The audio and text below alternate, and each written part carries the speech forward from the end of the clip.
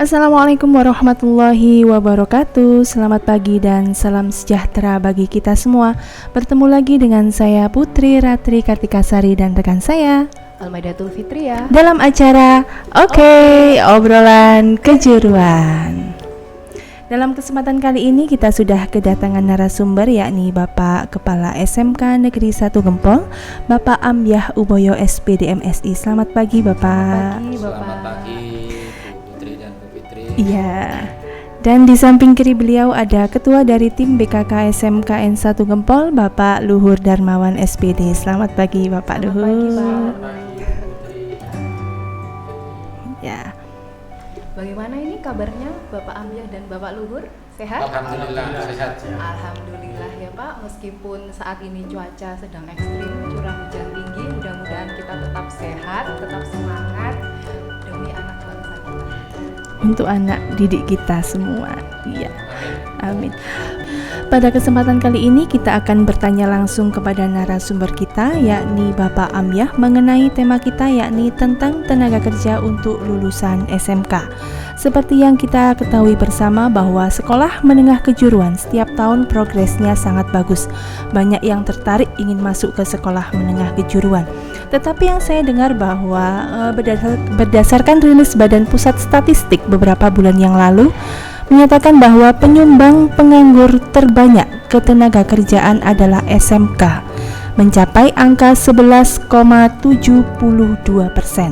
Kira-kira menurut pendapat Bapak, bagaimana dengan rilis tersebut?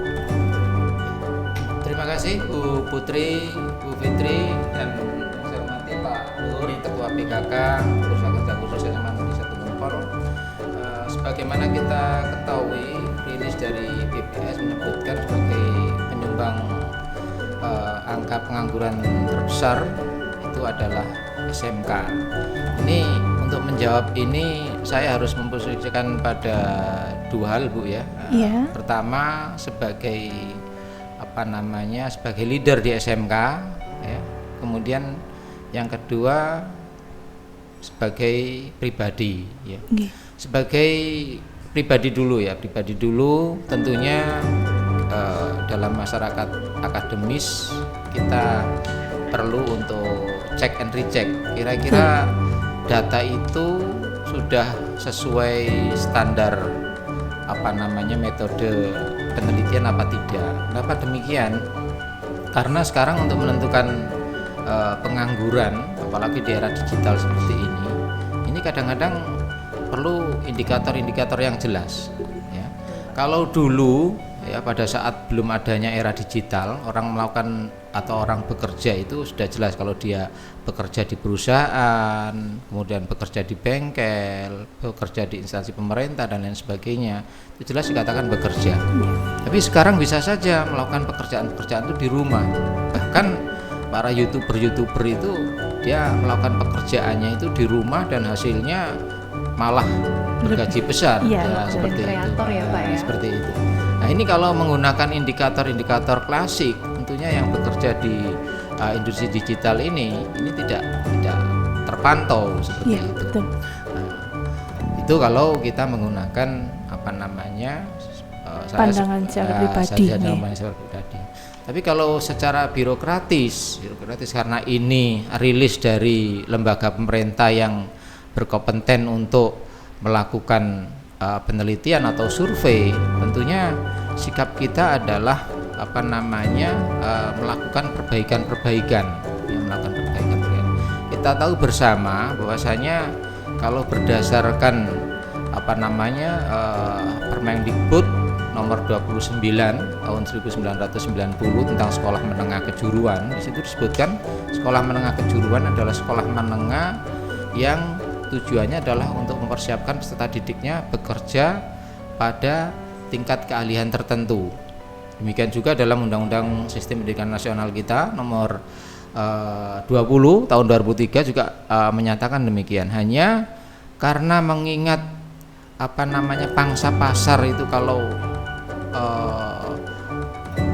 bekerja itu diartikan sebagai pegawai sebagai pekerja dan mendapatkan upah, ini tentunya setiap tahun lapangan pekerjaan ini terbatas. Ya, kalau berdasarkan teori deret ukur dan deret hitung, pertumbuhan industri itu menurut deret hitung 1, 2, 3, tapi pertumbuhan penduduk demikian juga dengan pertumbuhan angkatan kerja ini menurut deret ukur 1, 2, 2, 4, 4, 8, 8, 16 dan seterusnya. Ya.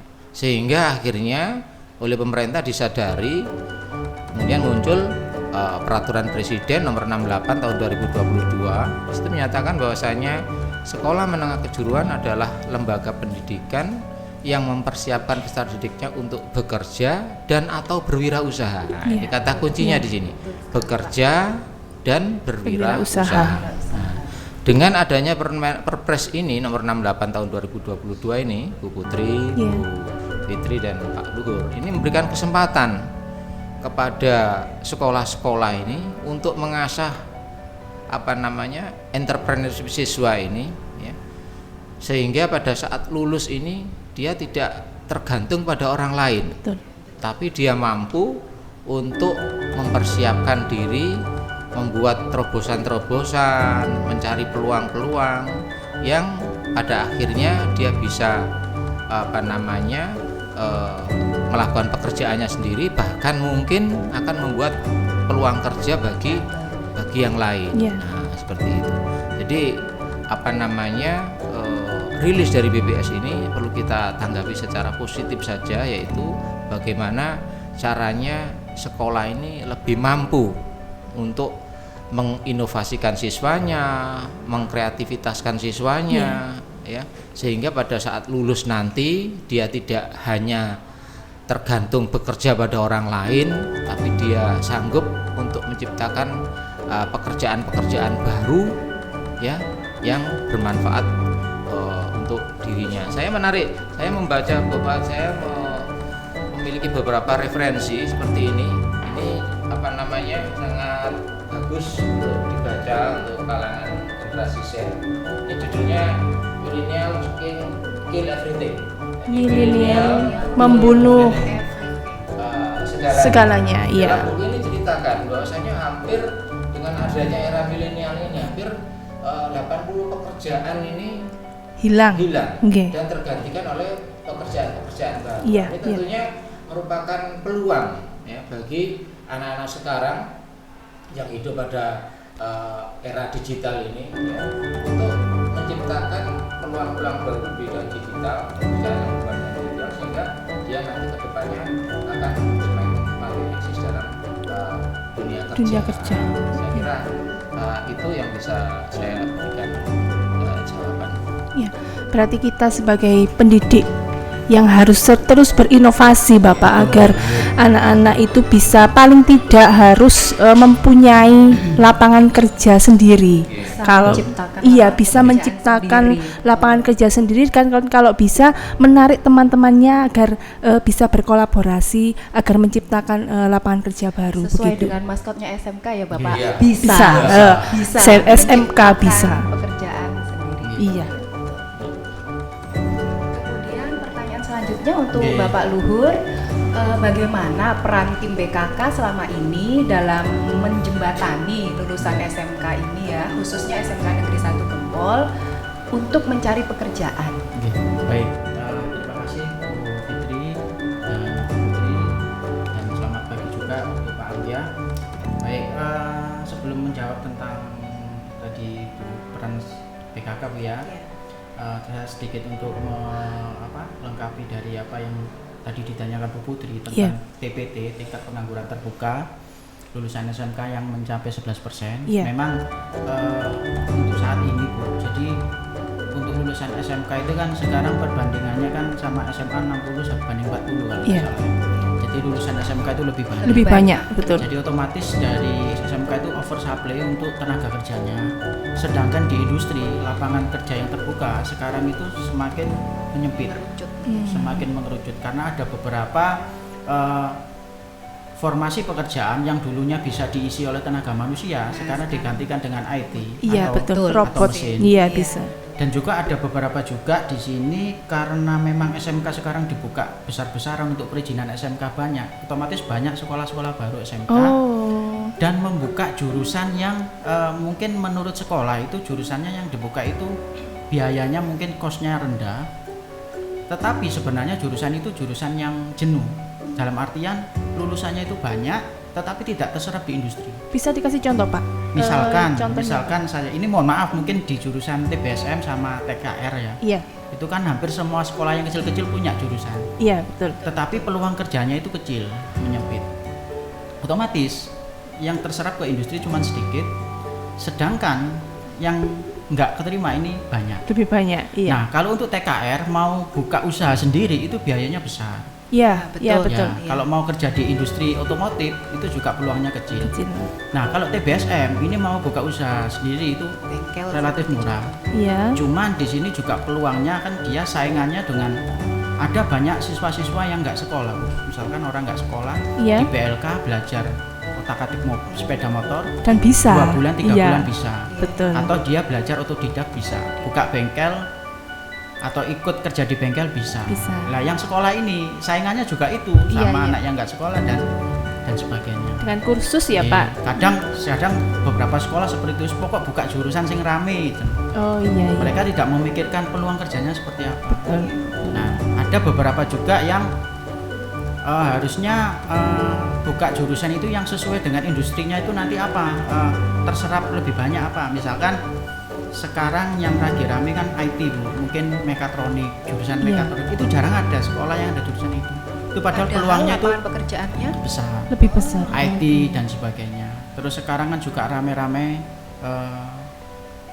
online itu loh Bu ya, pesan online dan Pesan, sebagainya. iya. e-commerce. Buat aplikasi itu Ya, kan belanja online Iya, dan sebagainya e-commerce ya. namanya, iya, Pak, terus ya. banyak UKM yang mungkin punya produk tetapi dia ngemasnya itu Kurang cantik ya kurang Pak? cantik. Berarti Nah, lebih itu- ke desain produk ya Pak ya.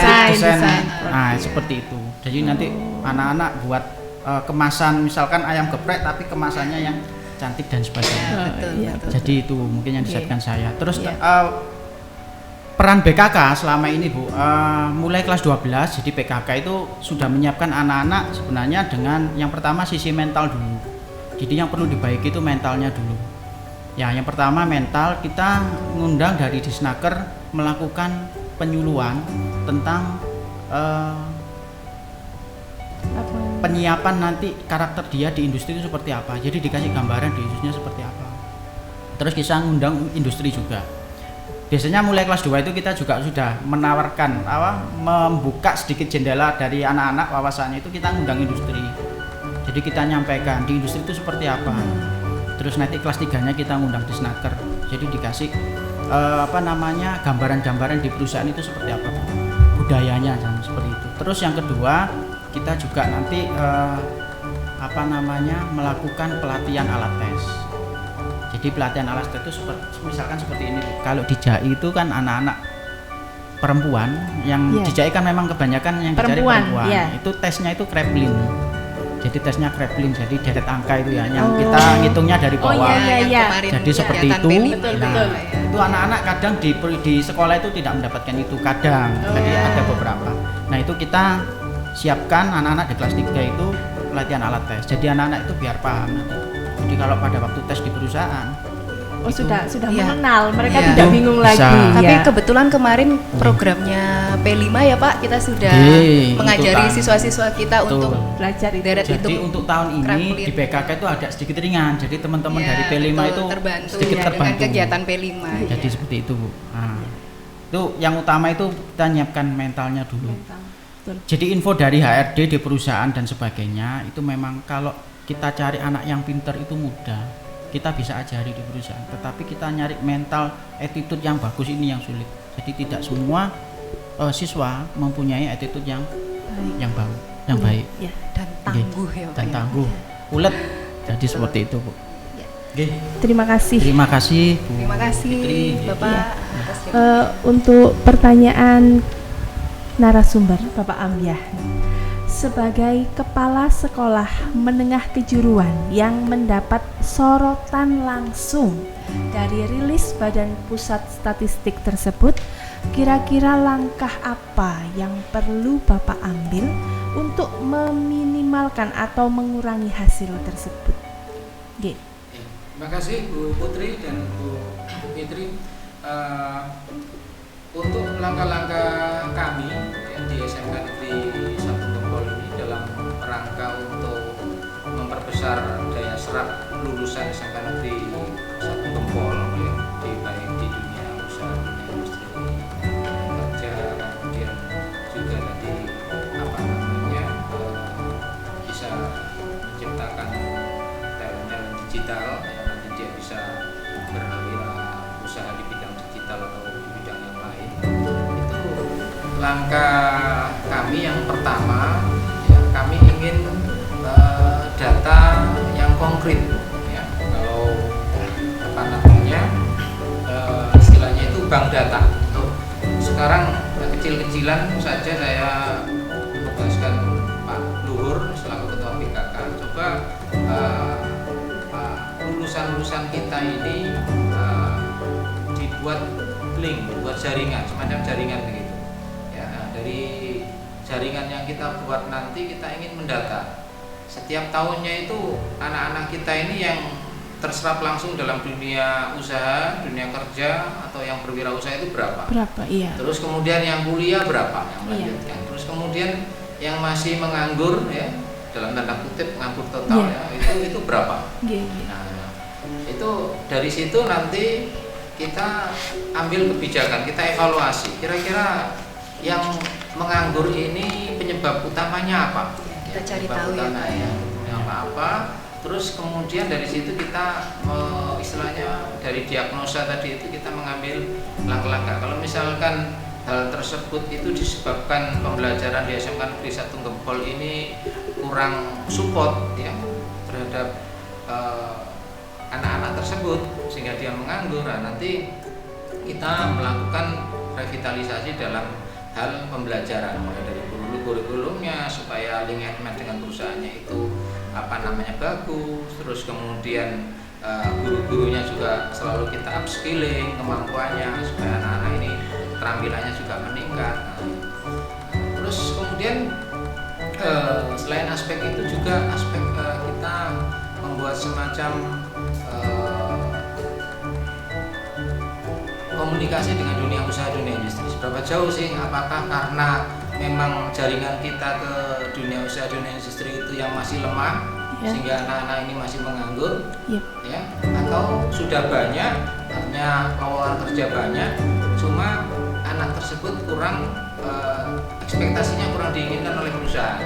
Nah, ini semua kita jadikan pertimbangan-pertimbangan untuk meminimalisir, ya, ketidakterserapan lulusan pada dunia usaha, dunia industri ataupun yang berwirausaha.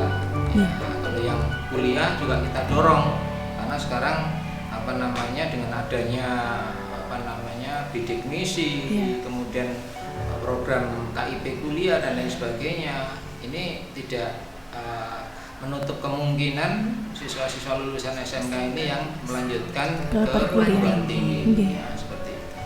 Kita cari apa yang perlu dibenahi, kemudian diperbaiki agar bisa mengurangi angkanya tadi, Pak. Melanjutkan dari pertanyaan untuk narasumber tadi, saya juga penasaran dengan tim BKK SMK 1 Gempol. Apakah setiap tahun tim BKK selalu menyalurkan tenaga kerja ke Dudi? Karena saya dengar SMK 1 Gempol ini sudah menjalin kerjasama dengan beberapa dunia industri begitu. Terima kasih Bu Putri. Sebenarnya kalau kita ditanya tentang masalah untuk penyaluran atau penempatan alumni atau lulusan ke industri itu enggak. Kita setiap waktu. Jadi bisa setiap hari, bisa 1 minggu sekali, bisa 1 bulan dan sebagainya. Tidak tiap lulusan ya Pak? Tidak, maksudnya tidak per tahun dicari setiap lulus gitu, tidak? Kadang ini jadi seperti ini Bu, ada yang lulusan tahun 2015 dulu kerja terus sekarang otomatis ya kita juga punya grup WhatsApp dan Telegram, Pak tanya ada lowongan apa tidak. Kebetulan kalau ada lowongan yang mungkin sesuai dengan kualifikasi mereka, kita tawarkan dan sebagainya. Jadi seperti itu Bu. Dan kita juga beberapa ada usaha-usaha juga untuk gimana sih untuk memperbesar peluang siswa itu keterima di industri. Yang pertama, kita menjalin juga di kabupaten ada forum komunikasi PKK Iya. se-Kabupaten Pasuruan. Pasuruan. Tiap SMK itu ada PKK-nya, kita ada forum di situ, kita tukar-tukar Informasi, pekerjaan ya. dan sebagainya. Misalkan di SMK Ngrat itu kenal dengan PT Panasonic, Oh, Ngempel iya. enggak, kita kerjasama. Iya, Kita iya. boleh minta nomor teleponnya, nanti kita hubungi. Iya. Jadi seperti itu.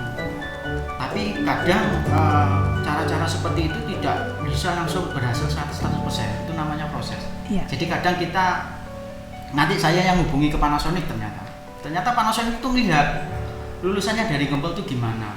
Kemarin itu ada track recordnya nggak dari alumni. Oh, Jadi iya. seperti itu, Bu. Masih dicari tahu dulu, Misalkan Bapak. dulu Iya. ada alumni kita yang sudah pernah kerja di Panasonic, buat masalah dan sebagainya. Oh, Sudah iya, di iya, blacklist. iya. Meskipun kita usaha, loh kok mereka kerjasama dengan Grati mau misalkan. Iya. Ternyata Kok nggak mau? kita sudah usaha tapi kok dari industrinya iya Pak. Janji-janji terus, misalkan mau kita kerjasama dan sebagainya kok janji terus. Kita kadang ada yang seperti itu. Nah makanya saya sering pesan ke anak-anak, tolong jaga hubungan baik dengan industri, terutama pada waktu praktik. Jadi seperti itu. Yang kedua yang masalah kerja. Jadi kadang anak-anak itu ada yang kerja 1 minggu, 2 minggu, 1 bulan, kadang nggak cocok, Wah. resign. Itu sebenarnya membuat nanti hubungan sekolah dengan industri Jadi tidak baik. Akhirnya nanti dicap, lulusan dari sini nggak bagus, Iya. atau blacklist dan sebagainya. Oh. Jadi seperti itu. Yang kedua, Bu, kita juga menjalin kerjasama dengan Disnaker juga. Kita juga PKK itu juga menjadi istilahnya ada tanggung jawabnya juga dari Disnaker Kabupaten Pasuruan. Karena mungkin anak-anak yang sekolah di kabupaten ini kan rata-rata juga 90% dari rumahnya juga Pasuruan yang Bu. Iya. Jadi rumahnya seperti itu. Jadi ada tanggung jawab juga dari pemerintah daerah dengan ini melalui Disnaker. Jadi ada info-info lowongan atau menjembatani kita juga hubungan dengan HRD. Jadi kadang kalau HRD kita yang menghubungi sendiri itu kadang kesulitan. Responnya Responnya kurang, ya. Jadi dibantu dengan Disnaker. Iya. Nah, jadi seperti kemarin kita ada kegiatan PKK se-Kabupaten Pasuruan job canvassing, kunjungan ke perusahaan-perusahaan. Iya. Gunanya untuk mendekatkan antara sekolah dengan industri. Jadi seperti itu. Kita juga di tataran provinsi juga ada juga. Jadi banyak, jadi Meluas, ya. Cuman kadang gini di BKK itu memang kadang kalau BKK itu penilaian kerjanya kadang itu dilihat dari terserapnya. Iya, banyaknya Ya, sudah. Jadi kadang itu kalau kita hubungan kemana-mana gini-gini, tapi yang kalau terserapnya rendah, kita dianggap nggak bekerja. Iya. Jadi seperti itu. Jadi itu sudah resiko. Belum Jadi maksimal, Bapak. sudah resiko kalau diangkat, Iya, iya, iya. seperti itu. Ada kuat Iya. mental. Betul. Meskipun kita kerjasama dengan manapun, Tapi yang terserap yang hanya terserap sedikit. rendah. Iya. itu dianggap kita kurang maksimal. Iya, betul. Pak Luhur, ini tadi kan kita bicara selalu mengenai perusahaan ya. Nah, kalau kita hubungkan dengan yang dibicarakan oleh Pak Amyah bahwa bagaimana kalau SMK itu bisa mendirikan usaha sendiri. Lah, apakah di SMK Gempol itu ada ikatan alumni yang terjalin sehingga alumni yang memang membuka usaha sendiri itu juga bisa membantu adik-adiknya barangkali, Pak? Ada semacam hal seperti itu nggak yang terjalin di sana? Baik Bu, sebenarnya saya setuju awalnya ya tentang kewirausahaan tadi Bu. Karena kemarin karena kuotanya dengan di industri itu rendah, mungkin anak-anak juga harus dididik untuk berwirausaha. Iya. Kita di alumni itu sebenarnya kalau ikatan yang benar-benar yang bagus itu sebenarnya belum ada. Jadi itu mungkin perlu juga menjadi PR bagi saya untuk mungkin bisa dibentuk secara bagus. Iya. Biar ada. Selama ini ikatannya hanya selama ikatan yang tidak terikat. Jadi di grup itu juga ada alumni yang punya usaha, Nah, nanti itu, dia Pak. nge-share ke adik kelasnya Ada loh, iya. Betul. saya ada butuh karyawan seperti Betul. itu. Kebetulan di Mendingin itu ada lulusan tahun 2015 itu punya usaha rental sepeda motor di Surabaya. Jadi namanya Eko Yudi. Eko Yudi. Sudah punya pegawai ya, Pak ya? Banyak pegawainya. Kemarin nge-share Pak, saya butuh untuk karyawan. Jadi nge-share di grup, saya masukkan di grup, tapi mungkin anak-anak responnya mungkin karena di Surabaya dan sebagainya. Oh ya, terlalu jauh mungkin, nggih. Nah ini kembali ke mental tadi. Ya, betul, Anak-anak betul. itu kalau Mentalnya kerja di ini Sidoarjo itu sudah dipikir terlalu jauh, iya. Oke, jadi Sedangkan kita memang harus punya banyak pengalaman dimanapun Iya. kita berada begitu. Ya, oke. Iya. Pertanyaan selanjutnya untuk Bapak Amya. Menurut sudut pandang Bapak sebagai kepala sekolah, bagaimana keadaan ketenagakerjaan saat ini, baik secara lokal, nasional maupun global? Ya, terima kasih. Saya ada beberapa referensi ya, Pak. Ini apa namanya, salah satu buku yang terkenal, ini buku Labor Economic ya, ekonomi tenaga kerja. Ini khusus membahas apa namanya tenaga kerja dalam level global yang diterbitkan oleh Profesor Josh G. Borjasin dari Harvard University, ini universitas terkenal. Dalam saya kira permasalahan tenaga kerja baik skala global, nasional ataupun regional ini apa namanya tidak jauh beda. Dalam buku ini dijelaskan salah satunya tentang distribusi upah ya, juga di bab 7 di buku Borjas ini dijelaskan bahwasanya ternyata dalam distribusi upahnya ini kurva yang muncul yang saya tunjukkan adalah kurva yang berupa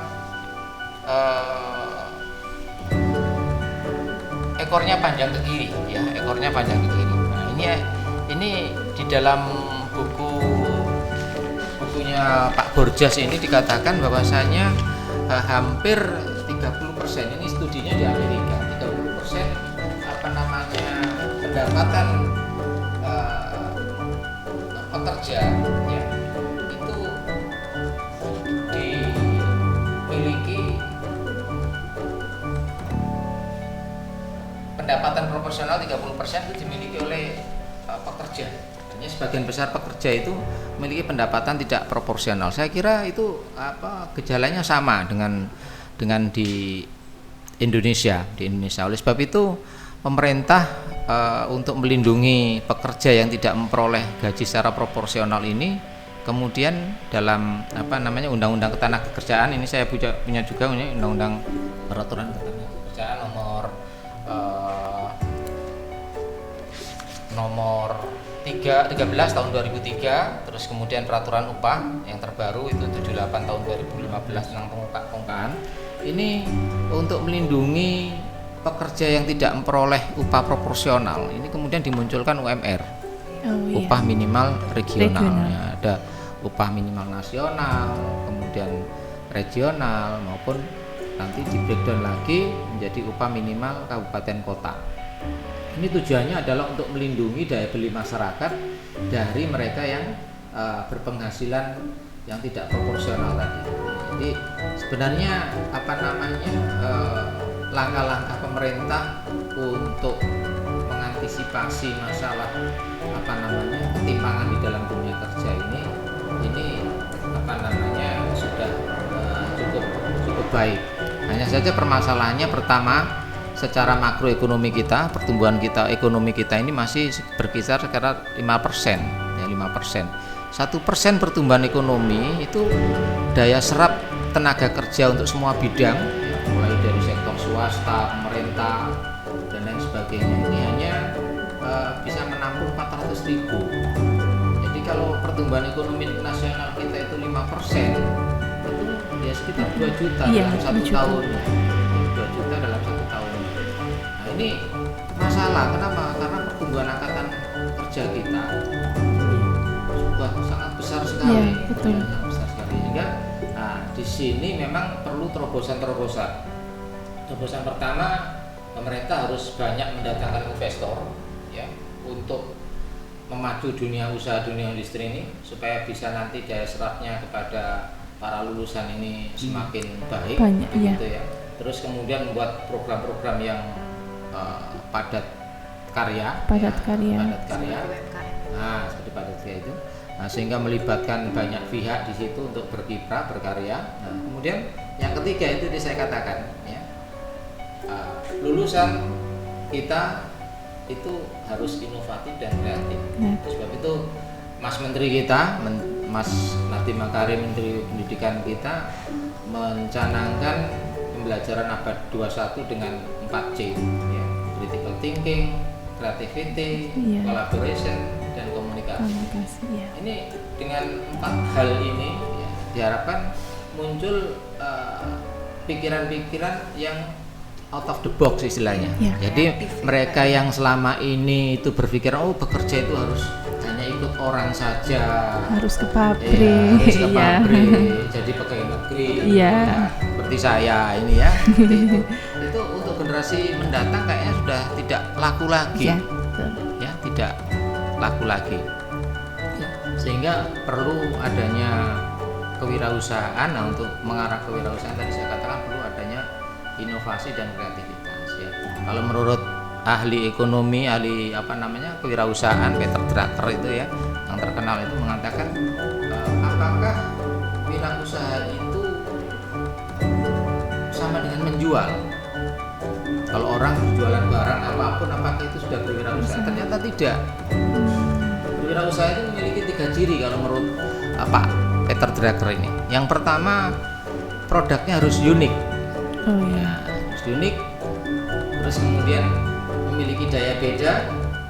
Ya, terus kemudian yang ketiga, mampu membaca peluang pasar.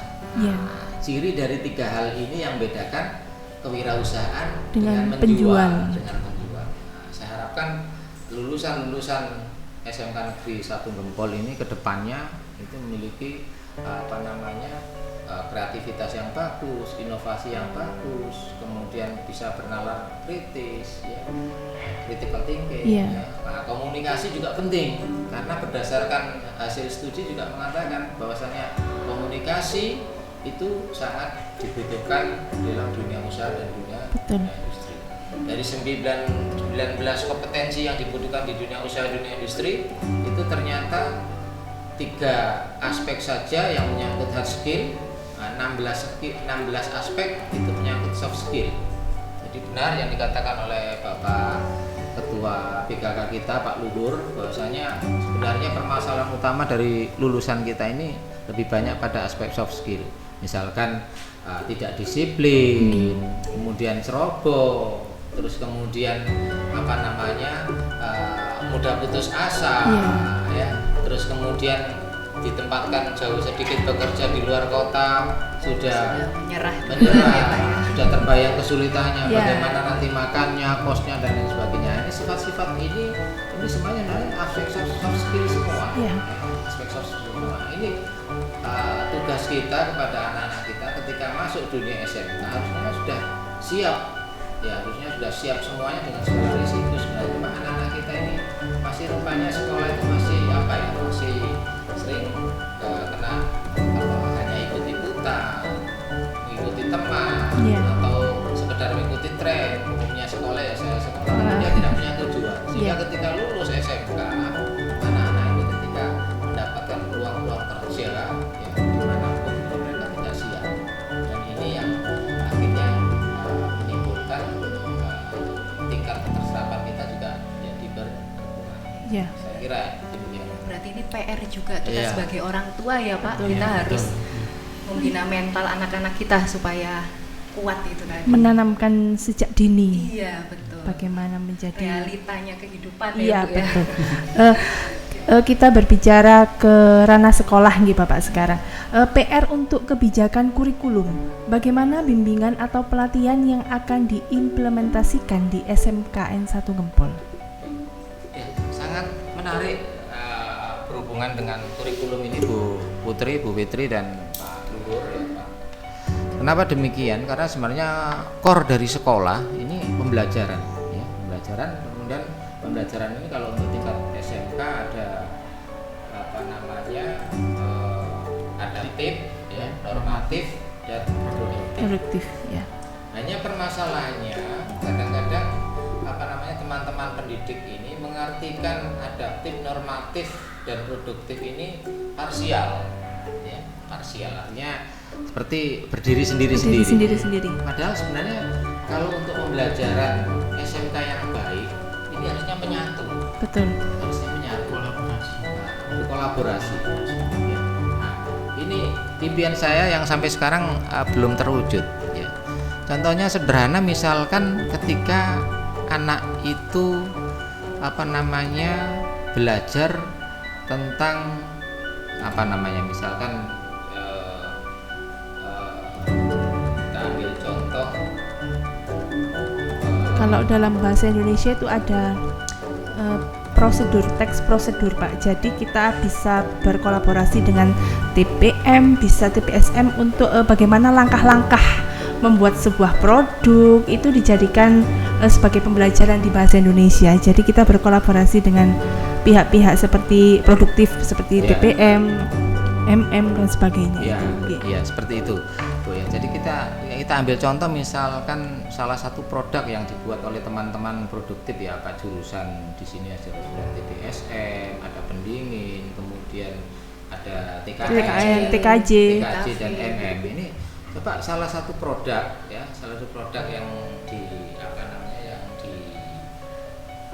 dibawa oleh teman produktif ya, yang akan diajarkan kepada siswa-siswa kita, kepada peserta didik kita, itu bisa dianalisis. Kira-kira nanti dari aspek adaptifnya apa yang masuk di situ. Yeah. Nah, kemudian dari aspek normatifnya apa yang masuk di situ. Nah, dari situ nanti ketika pembelajaran untuk keterampilan produk A tadi itu ada semacam kontribusi dari masing-masing guru adaptif normatif itu. Apakah kontribusinya itu langsung di tempat teman produktif yang sedang melaksanakan praktek tadi, ataupun pada saat mengajar di kelas. Tapi sebelumnya sudah ada komunikasi antar guru. Nah, diharapkan dengan pembelajaran yang terintegratif ini, saya bahasakan seperti itu ya, kalau tidak kalau dalam bahasa yang sekarang tren itu istilahnya TEN ya. Sains, teknologi, terus kemudian art, matematik. Kalau tidak bisa dibahasakan seperti itu karena mungkin sarana prasarana dan pendukung kita belum siap, paling tidak ada komunikasi. Saya bersyukur di dalam kurikulum Merdeka kelas 10 ini ada beberapa mata pelajaran ya, adaptif normatif itu langsung mengkolaborasi. Kalau nggak salah matematika, terus bahasa Inggris olahraga juga. Nah, seperti itu. Nanti ke depan harusnya diperluas, tidak hanya 3 mapel ini saja, tapi semuanya. Ya. Nah, ini tantangan jangan sampai ada suara-suara sumbang di masyarakat ya. Kalau di BLK anak itu diberikan keterampilan 3 bulan sudah tuntas. Tapi di SMK 3 tahun. Ini kan juga pemborosan biaya, pemborosan waktu ya. Nah, kalau bisa tentunya SMK harus memiliki nilai yang lebih karena 3 tahun ya. Jadi tidak hanya aspek keterampilannya, tapi juga aspek-aspek yang lain harus lebih unggul dibandingkan hanya sekedar BLK saja. Kalau sama, nah nanti orang tua yang pintar sebenarnya nggak usah dimasukkan SMK, langsung BLK saja. Cukup 3 bulan sudah pintar. Nah, jadi memang kurikulum yang nanti mengarah kepada pelajaran siswa-siswa kita ini memang perlu direvitalisasi terus ya. Dikembangkan, disesuaikan dengan kebutuhan dunia industri, sehingga ketika lulus siswa-siswa kita ini yang mampu adaptable ya dengan zaman yang dihadapi. Saya kira itu Bu Putri. Terima kasih. Pertanyaan selanjutnya untuk Bapak Amyah dan Bapak Luhur, sebagai closing point kita pada hari ini, menurut Bapak Amyah dan Bapak Luhur, apa pesan-pesan untuk segenap akademika lulusan khususnya SMK Negeri 1 Gempol? Ada pesan-pesan khususnya untuk untuk Bapak Amyah? Ya, sebenarnya pesan saya itu ada pada visi yang sedang kita gaungkan ya, SMK Negeri 1 Gempol SIPRED ya. Jadi ini SIP ini entrepreneurship yang profesional ya, profesional. kemudian RE ini apa namanya religious kompeten. Kenapa kita memilih visi ini, Bapak Ibu sekalian? Karena apa namanya, saya ingin kita ingin SMK Negeri 1 Gempol ini apa namanya, satu sisi itu apa namanya istilahnya think locally ya. Think locally itu berpikir lokal. Think globally ya, but act locally ya istilahnya. Saya ulang lagi, think globally but act locally. Jadi bertindak lokal tapi pikirannya global. Iya. Ya. Berpikirnya luas. Iya. SIP itu bahasa keseharian kita yang apa namanya berbau kedaerahan.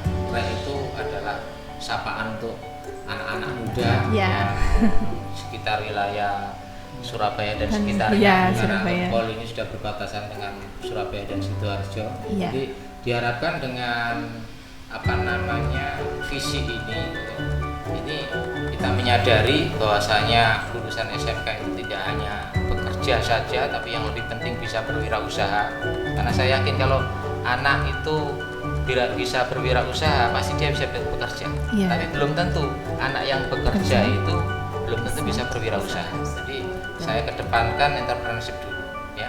Kemudian profesional itu apa ya, dia pertama bangga dengan pekerjaannya, bangga, terus kemudian ada tanggung jawab, dan yang ketiga dia selalu meningkatkan kualitas diri, profesional, tiga diri itu. Terus kemudian religius, ini sudah tidak bisa ditawar-tawar lagi ya, makanya dimunculkan profil pelajar Pancasila dan lain sebagainya. Yang pertama pasti beriman, bertakwa, dan berakhlak mulia.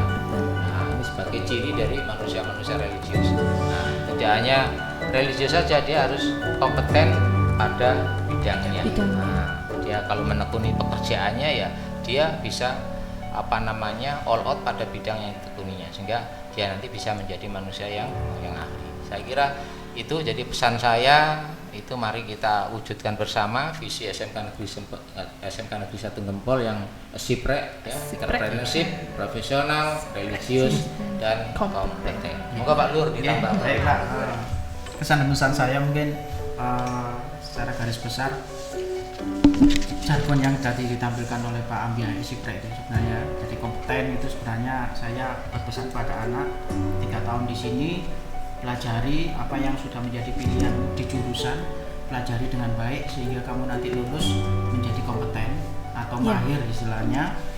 Yang kedua, religius, di situ di dalamnya sudah terdapat istilahnya soft skill-nya, Pak. Jadi mentalnya. Jadi kalau anak religius itu diharapkan dari mentalnya atau soft skill-nya itu sudah terbentuk dengan karakter-karakter yang bagus. Dan entrepreneur itu tadi nanti kalau memang sudah kompeten, profesional, religius, tetapi kalau misalkan belum ada peluang untuk bekerja, mereka bisa berwirausaha. Jadi seperti itu. Jadi dari jargon SIP itu sebenarnya sudah mengandung makna yang begitu bagus dan dalam. Jadi seperti itu, Pak. Kita sebagai BKK atau saya pribadi sebagai BKK itu sebenarnya marketingnya sekolah.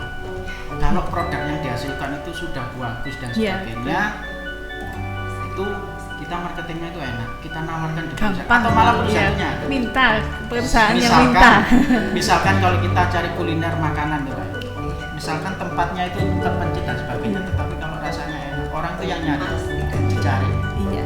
Tetapi kalau rasa tempatnya di pinggir jalan, tetapi rasanya tidak enak, ada yang kurang. Meskipun marketingnya itu mahir, bagus model gimana, mungkin dari pelanggan itu, tapi kurang ada yang tertarik. Jadi saya pesan ke alumni, ke lulusan nanti yang anak-anak yang mau lulus ini mungkin ya tuh seperti yang tadi saya sampaikan, kompeten, religius, dan berwirausaha, berjiwa wirausaha. Ya, terima kasih.